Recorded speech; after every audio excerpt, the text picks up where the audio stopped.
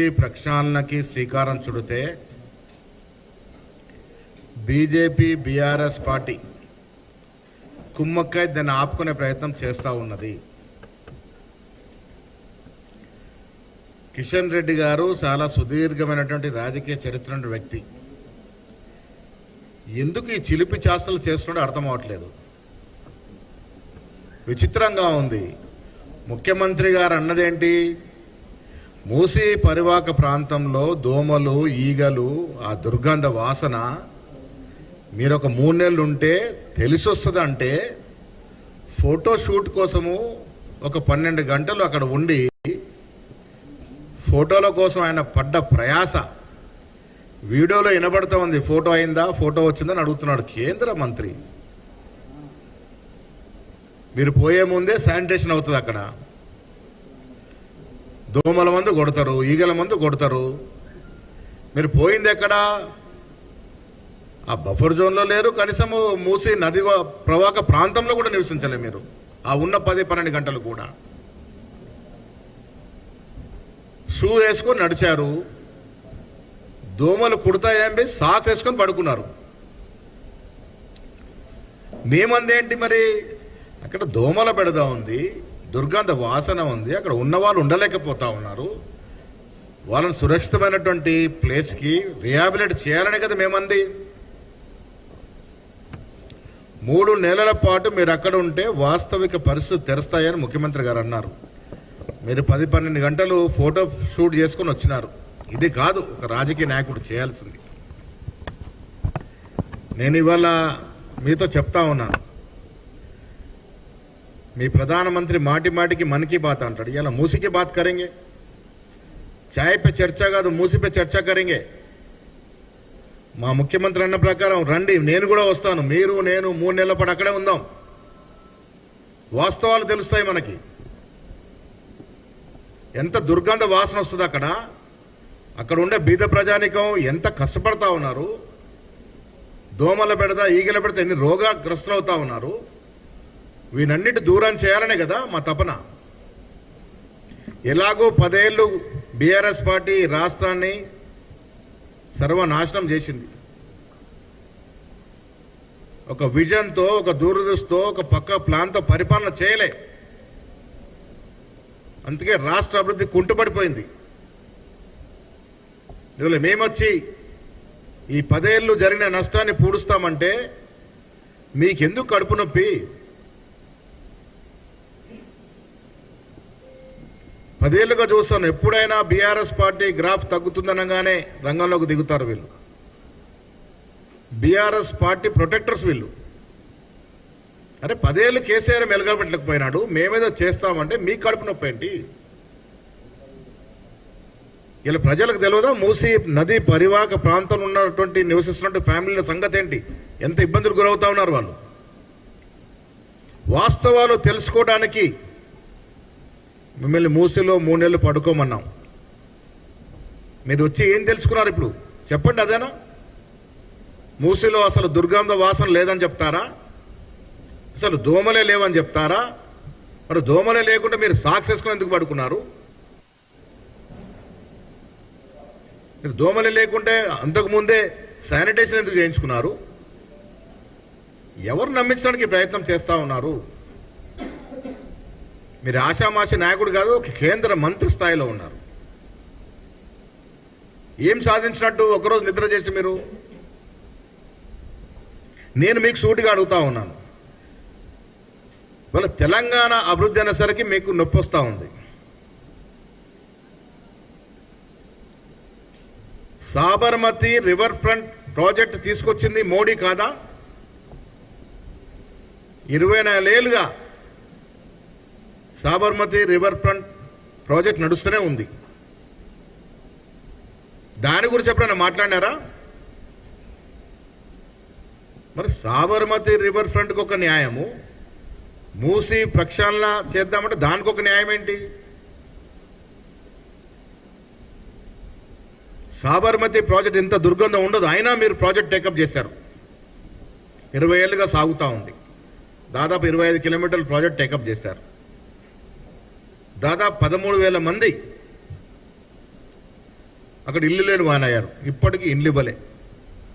మా ప్రభుత్వము బీదవారు కట్టుబడి ఉంది కాబట్టి మూసీ నది పరివాహక ప్రాంతం కానీ ఆ చుట్టుపక్కల వారు ఎవరైనా నిరస్త్రాయులు అయితే వారికి డబుల్ బెడ్రూమ్ ఇచ్చి ఆదుకుంటాము. ఏ ఒక్కడి కూడా ఇల్లు లేని వాడిగా చూడలేమనే మాట మా ప్రభుత్వం చెప్తా ఉంది. ఎవ్వరు నిరాశ్రయులైనా వారికి రిహాబిలిటీ చేస్తా ఉన్నాము. డబుల్ బెడ్రూమ్ ఇల్లు ఇస్తా ఉన్నాము. వారికి సరిపడా డబ్బులు ఇస్తా ఉన్నాము. వారి పిల్లలకు విద్యా అవకాశాలు ఇస్తా ఉన్నాము. మీలాగా గుజరాత్లో అహ్మదాబాద్లో సాబర్మతి ప్రాజెక్టులో జరిగిన తీరుగా మేము వివరించట్లేదు. మీరు గుజరాత్ గులాంలాగా ఎందుకు వివరిస్తా ఉన్నారు? వీళ్ళ నొప్పెంతా హైదరాబాదు ముఖ్యమంత్రి గారు చెప్పినట్టుగా దేశంలో నగరాలు కాదు ప్రపంచ నగరాలతో పోటీ పడుతుందన్న తర్వాత వీరికి నొప్పి మొదలైంది. ఎక్కడ గుజరాత్కి పోటీ వస్తుందో తెలంగాణ అనే భయంతో మోడీ కాళ్ళకి అడుగులకు మడుగులు నొక్కి ఈ నాయకులు తెలంగాణ అభివృద్ధిని అడ్డుకుంటా ఉన్నారు. ఇది స్పష్టంగా కనబడతా ఉంది. తెలంగాణ అభివృద్ధి కాకూడదు. దక్షిణ భారతదేశంలో ఏ పట్టణం అభివృద్ధి కాకూడదు. మీరు గుజరాత్కి గులాంలాగా ఎందుకు పనిచేస్తా ఉన్నారు? మీరు తెలంగాణ ప్రజల ఓటుతో గెలిచినారు. ఇవాళ తెలంగాణ మంత్రిగా ఉన్నారు. బండి సంజయ్ గారుడా కరీంనగర్ ఓటుతో గెలిచి ఇవాళ కేంద్రంలో మంత్రిగా ఉన్నారు. హైదరాబాద్ సుందరీకరణ అంటే ఎందుకు అడ్డుకుంటా ఉన్నారు మీరు?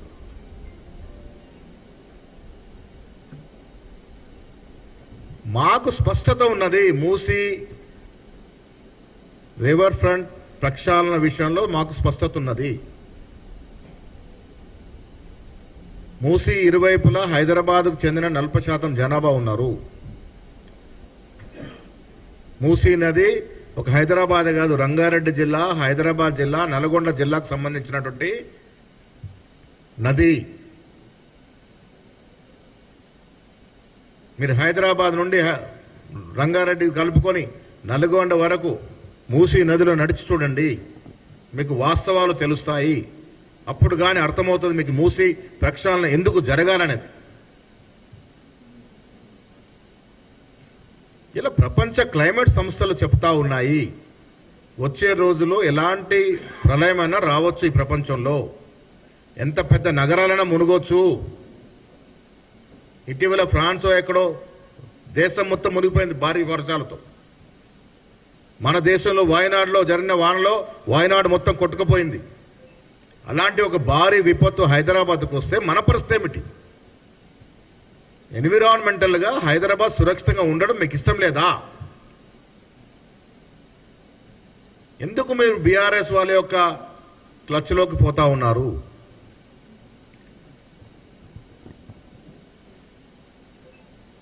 కిషన్ రెడ్డి గారిని నేను బీజేవైఎం అధ్యక్షుడు ఉన్నప్పుడు, నేను ఎన్ఎస్సీ ప్రెసిడెంట్ ఉన్నప్పుడు చూస్తా ఉన్నాను.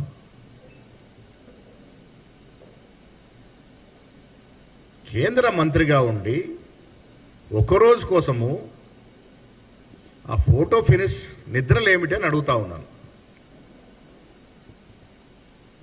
ఏం వాస్తవాలు తెలిసో మీరు చెప్పాలి దయచేసి ప్రజలకి. మీరు ఒక్కరోజు నిద్రలో ఏం తెలుసుకున్నారో ప్రజలకు చెప్పాలి. మాట అంటే రిటర్నింగ్ వాల్ గురించి మాట్లాడుతూ ఉన్నారు. ఎస్, డిపిఆర్ వచ్చిన తర్వాత ఏది ఎక్కడ ఏ వాల్ వస్తుంది, ఏ సురక్షితంగా రేపు మూసీ నది పరిపూర్ణంగా ప్రవహించడానికి ఇరువైపులా సేఫ్టీ మెజర్స్ ఏమేమి తీసుకుంటారో డిపిఆర్ డెఫినెట్గా మీకు అన్ని తెలుస్తాయి. నేను మళ్ళీ చెప్తా ఉన్నాను, మా ప్రభుత్వం కట్టుబడి ఉంది. రేవంత్ రెడ్డి గారు ముఖ్యమంత్రిగా ఈ ప్రభుత్వం మూసీ ప్రక్షాళన జరిగేటప్పుడు ఏ ఒక్కడికి కూడా అన్యాయం జరగకుండా, ఏ ఒక్కరిని కూడా నిరాశ్రయుడు కాకుండా చూసుకునే బాధ్యత మాది. ఇది సోనియా గాంధీ గారి యొక్క పార్టీలో జరుగుతున్నటువంటి ప్రభుత్వము, రాహుల్ గాంధీ ఖర్గే గారి యొక్క అడుగుజాడలు నడుస్తున్న ప్రభుత్వము, ఎస్సీ ఎస్టీ బీసీ ఓబీసీ మైనారిటీలకు కట్టుబడినట్టు ప్రభుత్వం. ఏ బీదవాడికి కూడా నష్టం జరగకుండా చూసుకునే బాధ్యత గల ప్రభుత్వం ఇది. మీలాగా గుజరాత్లో అహ్మదాబాద్లో కొన్ని వేల కుటుంబాలను నిరసనలు చేసి ఈ రోజుకు పట్టించుకోలే, కోట్ల చుట్టూ తిరుగుతూ ఉన్నారు. మేము ఇక్కడ మూసీ విషయంలో ఎవరైతే ఇల్లు కోల్పోతారో ప్రతి వ్యక్తికి, కోల్పోయిన ప్రతి వ్యక్తికి ఇల్లు ఇస్తామని చెప్తా ఉన్నాం. దానికి కట్టుబడి ఉన్నాం.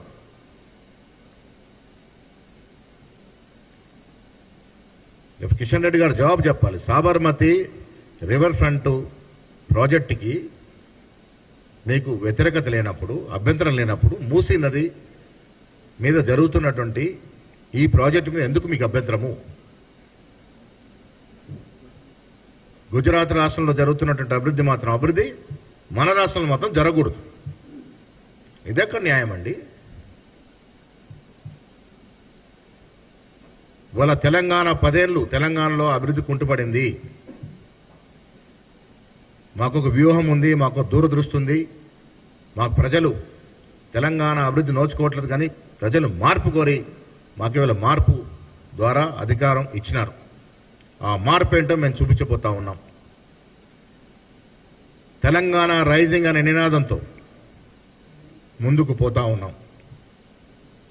ఈ సంవత్సరంలో మీరు చూశారు ఏ రంగాల్లో ఏ రకంగా తెలంగాణ రైజ్ అయిందో. అన్ని రంగాల్లో తెలంగాణ రైజింగ్ ఆగదు. ఎవరు ఎన్ని చెప్పినా తెలంగాణ అభివృద్ధి విషయంలో లాలూచి ఉండదు, కాంప్రమైజ్ అనే మాటే లేదు. అది విద్యా డిపార్ట్మెంట్లో కావచ్చు, వైద్యం కావచ్చు, వ్యవసాయం కావచ్చు, ఆఖరికి మూసీ నది ప్రక్షాళన కూడా కావచ్చు. ఎవరు ఎన్ని చెప్పినా ప్రభుత్వం మేము తీసుకున్నటువంటి రాష్ట్ర అవసరాల కోసం తీసుకున్నటువంటి అభివృద్ధి కార్యక్రమాలు ఏవి కూడా ఆగవు.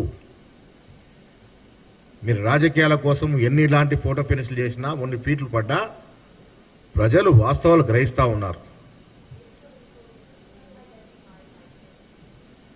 మూసీ పరివాహక ప్రాంతంలో నివసిస్తున్న ప్రజల యొక్క శ్రేయస్సు, వారి బ్రతుకులు బాగుపడాలన్న ఒక ఆలోచన కాంగ్రెస్ పార్టీకి ఉంది కాబట్టే ఈ ప్రక్షాళన కార్యక్రమం చేపట్టినాం. ఈ ప్రక్షాళన కార్యక్రమం కాంగ్రెస్ పార్టీ చేసి తీరుతుంది. ఏ ఒక్క బీదవాడికి కూడా ఇల్లు లేని వాడిగా చూసే పరిస్థితి ఉండదు. ప్రతి వానికి కూడా పునరావాసం కలగజేస్తాం, వారిని అన్ని విధాలు ఆదుకుంటాం. నేను మళ్ళీ చెప్తా ఉన్నా, కేంద్ర మంత్రి స్థాయిలో ఉన్న కిషన్ రెడ్డి గారికి నిన్న జరిగినటువంటి తతంగం తగదు. మీరు కెమెరామెన్ చుట్టూ 4 కెమెరామెన్లు పెట్టుకొని కాళ్లకు సాక్షులు వేసుకొని పడుకున్న వల్లే అర్థమవుతా ఉంది అక్కడ ఎన్ని దోమలు ఉన్నాయో అనేది. బీద ప్రజల జీవితాలు కావా? వారి జీవితాలు మరుగుపడడానికి అవకాశాలు ఇవ్వకూడదా? ఇవన్నీ కూడా బీజేపీ నాయకులు జవాబు చెప్పాల్సిన అవసరం ఉన్నది. కేటీఆర్ మీద వస్తున్న ఆరోపణలు, కేటీఆర్ మీద వస్తున్న ఇబ్బందులకి, టీఆర్ఎస్ పార్టీ మీద వస్తున్న ఇబ్బందులకి ఆదుకోవడానికి ఇవాళ మీరు ఈ అవతారం ఎత్తారన్న మాట కూడా నేను సందర్భంగా మనవి చేస్తా ఉన్నాను. మేము 10 ఏళ్లుగా చెప్తా ఉన్నాం, BRS BJP party hand in గ్లోవ్లో ఉన్నాయి, లోపాయకార ఒప్పందంలో ఉన్నాయి. ఎవరికి ఎప్పుడు ఆపదొచ్చినా పరస్పరం ఆదుకున్న సందర్భం, దానిలో భాగంగానే నిన్నటి తతంగం అనే మాట కూడా నేను ఈ సందర్భంగా మనవి చేస్తూ, బీజేపీ నాయకుల యొక్క ఒక్కరోజు నిద్ర ఏం సాధించిందో తెలంగాణ ప్రజలకు అర్థమవుతా ఉంది. ఇలాంటి ఫీట్లు, ఇలాంటి ఫోటో ఫినిష్లు వల్ల జరిగేదేముండదు. నాయకుడు అన్నవాడు ప్రాక్టికల్గా ఉండాలి, వాస్తవాలకి దగ్గరగా ఉండాలి. మూసీ నది విషయంలో మాకు స్పష్టత ఉంది. మీకు అనుమానాలుంటే కూడా నివృత్తి చేయడానికి సిద్ధంగా ఉన్నాం. హైదరాబాద్ భవిష్యత్తులో ఎన్విరాన్మెంటల్గా సేఫ్గా ఉండాలి, అదే మా ధ్యేయం. వాయనాడులో జరిగిన సంఘటన, ఎక్కడో ఫ్రాన్స్లో ప్యారిస్లో జరిగిన సంఘటనలో జరగకూడదు. ఇక్కడ హైదరాబాద్లో ఉన్న ప్రతి పౌరుడు సేఫ్టీగా సురక్షితంగా ఉండాలంటే మూసీ ప్రక్షాళన జరగాలి. మూసీ ఇరువైపులా ఉన్నటువంటి ప్రజలు సురక్షితంగా ఉండాలి. హైదరాబాద్ ఎన్విరాన్మెంట్ పరంగా సురక్షితంగా ఉంటేనే పెట్టుబడులు వస్తాయి. దానికి కంకణం కట్టుకున్న ప్రభుత్వం ఎక్కడ కూడా డిబేట్ కాదు.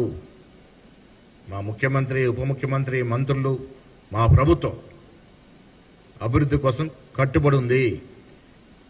ఇలా ఒక్క రోజులో మేము ఒక సంవత్సరంలో సాధించినటువంటి కార్యక్రమాలు ప్రజల ముందు కనబడతా ఉన్నాయి.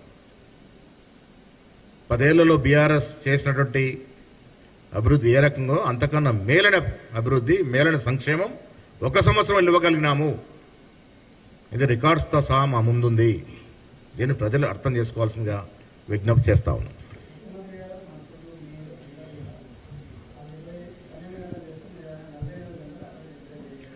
ఇప్పుడు మూసీ విషయంలో స్పష్టత లేనివారు, అక్కడ పరిస్థితుల్లో అవగాహన లేనివారు తెలుసుకోవడానికి నిద్ర చేశారు. మాకు పరిపూర్ణమైన అవగాహన ఉంది మూసీ విషయంలో. ఎంత బాధలు పడతా ఉన్నారు మూసీ నది ఇరువైపులు ఉన్న ప్రజలు అనేది మాకు పరిపూర్ణ అవగాహన ఉంది.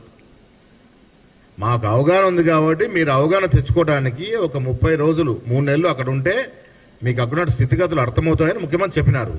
ఒక రోజులో ఏమర్థమైంది? మాకు అర్థమైంది మాత్రం సాక్స్ వేసుకొని, కొత్త సాక్స్, కొత్త బెడ్షీట్ వేసుకొని కిషన్ రెడ్డి గారు పడుకుంది మాత్రం అర్థమైంది.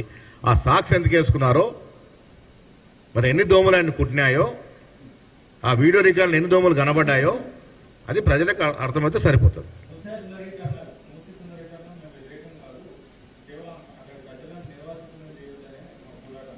మరి ఆయన్నే కాంక్రీట్ ప్లాన్ ఇవ్వమనండి. కిషన్ రెడ్డి గారు కేంద్రంలో మంత్రిగా ఉన్నారు. మేము ఒక డిపిఆర్ తీసుకొస్తా ఉన్నాం. మాది ఒక ప్రణాళిక ఉంది. దాన్ని ఏ విధంగా చేస్తుందో ప్లాన్ ఇవ్వండి. కేంద్రంలో ప్రభుత్వంలో ఉన్నారు కదా మీరు. అల్టిమేట్గా మనకు కావాల్సింది ఏమిటి?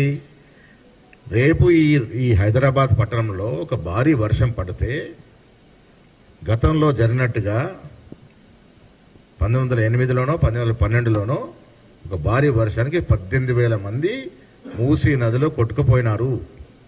నయా పూలు తప్ప అన్ని పూలు కొట్టుకుపోయినాయి అప్పుడు. ఇది చరిత్ర. అలాంటి జరగకుండా ఉండటానికి మేము ఒక ప్రక్షాళన కార్యక్రమం శ్రీకారం చుట్టాము. మీరు ఇవ్వండి సలహాలు. మా ప్రభుత్వమే కేసీఆర్ లాంటి ప్రభుత్వం కాదు, నిరంకుశ నియంత లాంటి ప్రభుత్వం కాదు. మేము ఓపెన్ మైండ్తో ఉన్నాం. ప్రతిపక్షాలు మాకు సలహాలు సూచనలు ఇస్తే తీసుకోవడానికి సిద్ధంగా ఉన్నాం. కానీ రాజకీయాల కోసం మీరు ఈ ఫోటో ఫినిష్ కార్యక్రమాలు చేస్తే ప్రజలు నవ్వుకునే పరిస్థితి వస్తుంది.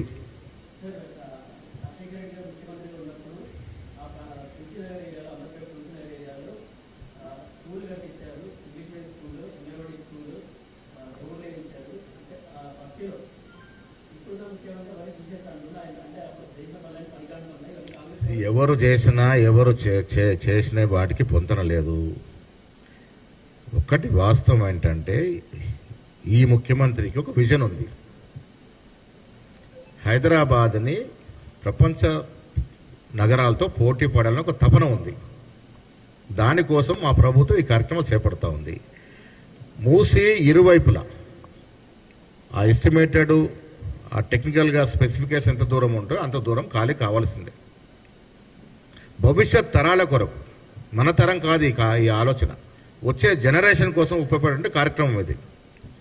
హైదరాబాద్ క్లైమేట్ పరంగా, ఎన్విరాన్మెంటల్ పరంగా సురక్షితంగా ఉంటే పెట్టుబడులు వస్తాయి, బయట వాళ్ళు మన దగ్గర చూస్తారు.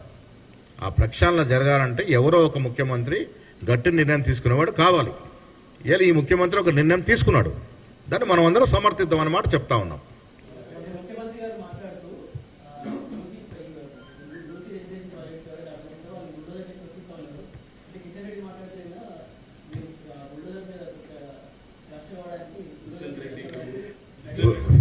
బుల్డోజర్ సంస్కృతి మాది కాదు. ఇది వీళ్ళ కిషన్ రెడ్డి వాళ్ళ పెద్ద ఉన్నాడు ఒక అతను, మా నడిపాను యోగి ఆదిత్య ఏంటి అని యోగి పెద్దన్న మోడీ అయితే నడిపాను ఉన్నాడు ఒక అతను. ఆ యోగి ఆదిత్యనాథ్ యొక్క పాలసీ బుల్డోజర్ది. అక్కడ ఎంతమందిని బుల్డోజర్ దొక్కించారో మనం చూసాము. ఎట్లా క్రైమ్ ఉంటుందో మనం చూసాము. మా ప్రభుత్వానికి ఒక నిబద్ధత ఉంది. ప్రజలు ఇవాళ మా మీద నమ్మకంతో మమ్మల్ని అధికారులు తీసుకొచ్చారు. ఏ కోశాన కూడా ప్రజల యొక్క నమ్మకాన్ని వమ్ము చేయబోము. మేము ఏ కార్యక్రమం చేసినా అది ప్రజాహితమైన కార్యక్రమమే. రాజకీయాల కోసం ఏదో మాట్లాడు వేరు, వాస్తవాలకి దగ్గరగా మాట్లాడితే మేము హర్షిస్తాము. మా మీద సద్విమర్శను కూడా మేము స్వీకరిస్తాము. మా వల్ల ఏదైనా నిజంగా కూడా తప్పులు జరిగితే సరిదిద్దుకోవడానికి సిద్ధంగా ఉన్నాము. మేధావులు కానీ మీలాంటి జర్నలిస్టులు కానీ నిజంగా రాజకీయాలకి అతీతంగా మాట్లాడేవారు ఎవరు వచ్చి సలహా సూచనలు ఇచ్చినా మార్పులు చేర్పులు అవసరం అనుకున్నప్పుడు చేసుకుంటాం. మాకేం బేసిజాలు లేవు, మేము సిద్ధంగా ఉన్నాం. మాకు కావలసిందల్లా హైదరాబాదుతో పాటు తెలంగాణ అన్ని రంగాల్లో అన్ని మూలలా అభివృద్ధి చెందాలి. ఏం చెప్పారు సీఎం గారు? మాటలు తెలంగాణలో సామెతల పరంగా చాలా మాట్లాడతాము. మేము ఇప్పటి వరకు తెలంగాణ ఎక్కడ బుల్డోజర్ను ప్రవహించినామా? ప్రవహించినటువంటి ప్రభుత్వాలు బీజేపీ ప్రభుత్వాలు, ఉత్తరప్రదేశ్ ప్రభుత్వాలు. ముఖ్యమంత్రి గారి యొక్క ఆలోచన ఏంటంటే ఇది డెవలప్ జరగాల. ఇప్పుడు ఏదన్నా పసవు ఉండి అక్కడ ఏమన్నా ఇబ్బంది ఉండి మీరు అడ్డుకుంటేనో లేక అక్కడ తప్పు జరిగితే ఎత్తి చూపితేనో ఒక అర్థం ఉంది. కేవలం ఆపోజిషన్లో ఉన్నాం, మేము ప్రతిపక్షంలో ఉన్నాం కాబట్టి ప్రభుత్వం ఏ కార్యక్రమం చేసినా, అది మంచి కార్యక్రమం చేసినా ప్రజలకు అవసరం కార్యక్రమం చేసినా అడ్డుకోవాలి కాబట్టి అడ్డుకుంటే అర్థం ఏముంది? ఇంకా ఆ రకంగా ఉద్దేశపూర్వకంగా అడ్డుకుంటే మేము తొలగిస్తామన్న మాట అంటే అని ఉంటాడు ముఖ్యమంత్రి గారు. అంతే కదా. మరి ఇప్పుడు టీఆర్ఎస్ నాయకులకి ఎప్పుడు కష్టాలు వచ్చినా బీజేపీ నాయకులు రంగంలో దిగుతున్నారు. మేము 10 ఏళ్ళుగా చూస్తా ఉన్నాం తత్వంతో. బీజేపీ వారికి ఏమైనా కష్టాలు అయితే కేసీఆర్, కేటీఆర్ రంగంలో దిగుతారు. ఇది పరస్పరంగా వాళ్ళు చేసుకున్నటువంటి అగ్రిమెంటు. ఇవాళ లగ్చర్లలో కేటీఆర్ తప్పు బహిర్గతమైంది, ఆయన ప్రొటెక్ట్ చేయాలి కాబట్టి దీని డైవర్షను. నాకు కిషన్ రెడ్డి గారు మంచి మిత్రుడు, మంచి గౌరవం. మేమిద్దరం కలిసి ఆయన యువజన కాంగ్రెస్లో ఎన్ఎస్ వెళ్ళినప్పుడు ఒకే రూమ్లో చాలా సందర్భంలో పడుకొని ఉన్నాం. పివి నరసింహారావు ప్రభుత్వంలో వారు కూడా కమిటీ ఆఫ్ నేషనల్ యూత్ అఫైర్స్లో మెంబర్గా ఉండే, నేను కూడా మెంబర్గా ఉంటే మా ఇద్దరు కూడా ఒకే రాష్ట్రం వాళ్ళం కాబట్టి ఒకే రూమ్ వచ్చేది. మంచి మిత్రుడు. కానీ రాజకీయంగా ఇంత ఎదిగిన తర్వాత ఈ నిన్న జరిగినటువంటి సంఘటనలు వారి స్థాయికి తగదని మాట చెప్తా ఉన్నాను. తెలంగాణ ప్రభుత్వం అభివృద్ధి విషయంలో ఎక్కడ కూడా కాంప్రమైజ్ ఉండదు. కొన్ని నిర్ణయాలు కట్టుగా తీసుకోవాల్సి వస్తుంది. ఫలితాలు తర్వాత వస్తాయి, మంచి ఫలితాలు తర్వాత వస్తాయి. ఇనిషియల్గా వాళ్ళు వీళ్ళు ఇబ్బంది పెట్టినా దేనికి కూడా బెదరకుండా